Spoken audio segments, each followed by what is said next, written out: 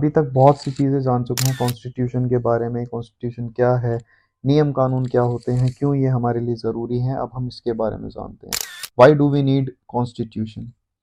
We need constitution to govern a country properly. The constitution defines the nature of political system of a country. Sometimes we feel strongly about an issue that might go against our larger interest, and the constitution help us guard against this. ठीक, तो ये कुछ keywords हैं जो ये कुछ important points हैं जो कि हमें बताते हैं कि कॉन्स्टिट्यूशन की हमें ज़रूरत क्यों है। सबसे पहले तो जान लीजिए, जैसे कि अगर आप कहीं कोई गेम खेलने जा रहे हैं, एग्जांपल के साथ समझते हैं। अगर आप कोई गेम खेलने जा रहे हैं, मान लीजिए क्रिकेट ही खेलते हैं, वापस क्रिकेट का एग्जांपल लेते हैं कि क्रिकेट में क्या हुआ, आपने शॉट मारा बट वो बाउंड्री की लाइन को टच हो गया। अब कुछ आपकी वहाँ पर बहस हो गई कि आपने पहले निर्धारित नहीं किया था कि वो बाउंड्री की लाइन को टच हुआ है, तो उसे बाउंड्री मानोगे या नहीं मानोगे।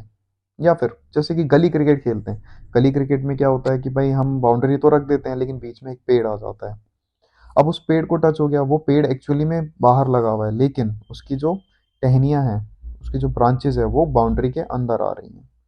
तो यहाँ पर अगर हमने पहले ही उसको निर्धारित नहीं किया कि इसको बाउंड्री माना जाएगा या नहीं माना जाएगा, तो वहाँ पर बहुत ही सारे कॉन्फ्लिक्ट्स हो सकते हैं, है ना? आपकी गेम भी बर्बाद हो सकती है। तो ठीक कुछ ऐसा ही यहाँ पे कॉन्स्टिट्यूशन की हमें ज़रूरत क्यों पड़ती है। ये हमें बताता है कि हमें क्या करना है, क्या नहीं करना। ये एक्चुअली में पावर देता है लोगों को कि किस तरीके से गवर्नमेंट को कंट्रोल कर सकते हैं। सबसे पहला पॉइंट है we need a constitution to govern a country properly. ये हमें बताता है कि हमारी जो कंट्री है, उस कंट्री के अंदर गवर्नमेंट किस तरीके की होगी, वहाँ पर पॉलिटिकल सिस्टम कैसा होगा, किस तरीके की पॉलिटिक्स चलेगी, गवर्नमेंट को गवर्न कैसे करना है। ठीक है, कभी कभार कुछ ऐसी सिचुएशंस भी आ जाती है जिसमें ऐसा लगता है कि मतलब जो नियम कानून अब बनाने की ज़रूरत है वो ज़्यादातर लोगों के खिलाफ जाएगी, लेकिन उससे लोगों का फ़ायदा ही है। तो उसमें भी कॉन्स्टिट्यूशन क्या करता है, हमारी मदद करता है। All the three organs of government, executive, legislative and judiciary function within the constitution. All the three organs of government, including ordinary citizens, derive sadhya, their power and authority, that is fundamental right, from the constitution. If they act against it, it is unconstitutional and unlawful. Government की जो तीनों organs है, जैसे कि executive, legislator and judiciary, ये तीनों के तीनों मिलकर फंक्शन करते हैं कॉन्स्टिट्यूशन के अधीन रहकर। ठीक है, इनको जो भी पावर दी गई है वो कॉन्स्टिट्यूशन द्वारा दी गई है, और कॉन्स्टिट्यूशन की पावर जितनी दी गई है वो उसी पावर के साथ ही काम कर सकते हैं। मतलब कि गवर्नमेंट एकदम मोनार्की पर उतर आए, ऐसा भी पॉसिबल नहीं है। इसको कौन रोकता है? कॉन्स्टिट्यूशन रोकता है। ये सभी के सभी को पावर्स मिलती है, यहाँ तक कि सिटीजन्स को भी पावर मिलती है, that is fundamental right. Citizens को फंडामेंटल राइट्स मिलते हैं, वो कहाँ से मिलते हैं? कॉन्स्टिट्यूशन से मिलते हैं। अगर गवर्नमेंट या फिर सिटीजन्स इस चीज़ के खिलाफ अगर कोई भी एक्शन लेते हैं या फिर काम करते हैं, वो टोटली अनकॉन्स्टिट्यूशनल और अनलॉफुल माना जाएगा। कॉन्स्टिट्यूशन से हमें पावर्स तो बहुत मिल जाती है, लेकिन अवेयरनेस इतनी ना होने की वजह से क्या होता है, लोगों को अपनी ट्रू पावर के बारे में पता ही नहीं चलता, ना ही वो कभी जान पाते हैं। और ना होने की वजह से लोगों को अपने राइट्स के बारे में भी नहीं पता होता।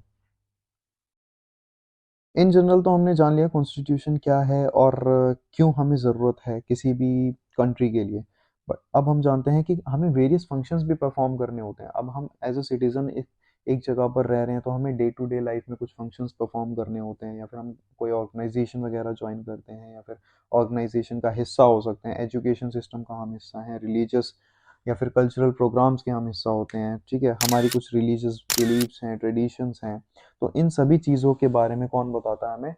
कॉन्स्टिट्यूशन बताता है। इन सभी चीज़ों के लिए कुछ नियम कानून निर्धारित किए गए हैं। उन नियम कानून के अंतर्गत या फिर अधीन रहकर हम अपने वेरियस फंक्शंस को परफॉर्म कर सकते हैं। जैसे कि सबसे पहला फंक्शन क्या है, ये हमें बताता है कि हमें समाज में किस तरीके से रहना है, हमें किस तरीके से कोऑर्डिनेट करना है, कोऑपरेट करना है सोसाइटी में, या फिर किसी भी ऑर्गेनाइजेशन का अगर हम हिस्सा बनते हैं या फिर हम किसी ऑर्गेनाइजेशन का हिस्सा है, तो वो कौन, उसकी आज़ादी हमें कौन देता है? कॉन्स्टिट्यूशन देता है। साथ के साथ ये स्पेसिफाई करता है कि किसी भी कंट्री के अंदर पावर किसके पास होगी, डिसीजन मेकिंग प्रोसेस जो होगा वो कौन करेगा, डिसीजन कौन लेगा, ये सभी कौन स्पेसिफाई करता है? कॉन्स्टिट्यूशन स्पेसिफाई करता है। साथ के साथ किस तरीके की गवर्नमेंट फॉर्म होगी, जैसे कि इंडिया में फेडरल फॉर्म ऑफ गवर्नमेंट है, तो ये कौन स्पेसिफाई करता है? हमारा कॉन्स्टिट्यूशन करता है।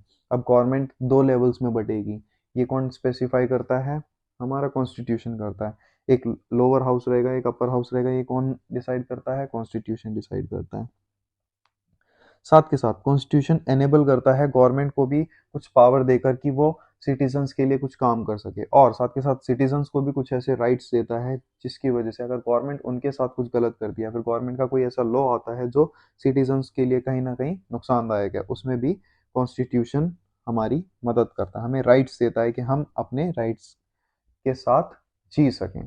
तो चलिए दोस्तों, अब हम थोड़ा बहुत कॉन्स्टिट्यूशन की हिस्ट्री के बारे में जान लेते हैं। सबसे पहली बार कॉन्स्टिट्यूशन जो अगर हम हिस्ट्री में जाएं तो सबसे पहली बार हमने कॉन्स्टिट्यूशन कब देखा था?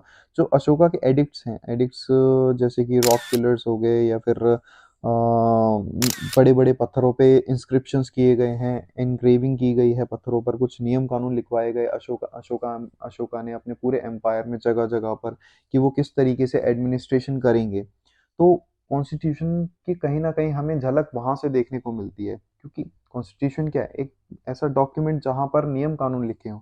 और सबसे पहली बार हमें ये कहाँ पर देखने को मिला? जो अशोका मौर्य हैं, द ग्रेट एम्परर अशोका, उन्होंने क्या किया था? अपने पूरे राज्य में, जो उनका पूरा राज्य फैला हुआ था जहाँ जहाँ तक, उन्होंने हर जगह कुछ कुछ अपने नियम कानून लिखवाए हुए थे कि भाई किस तरीके से उनका राजपाट चलेगा, और वहाँ के सिटीजन्स को क्या राइट्स मिले हैं, सिटीजन्स को क्या करना पड़ेगा जब एडमिनिस्ट्रेशन के लिए अशोका मौर्य को या फिर राज्य को उनकी ज़रूरत पड़ेगी।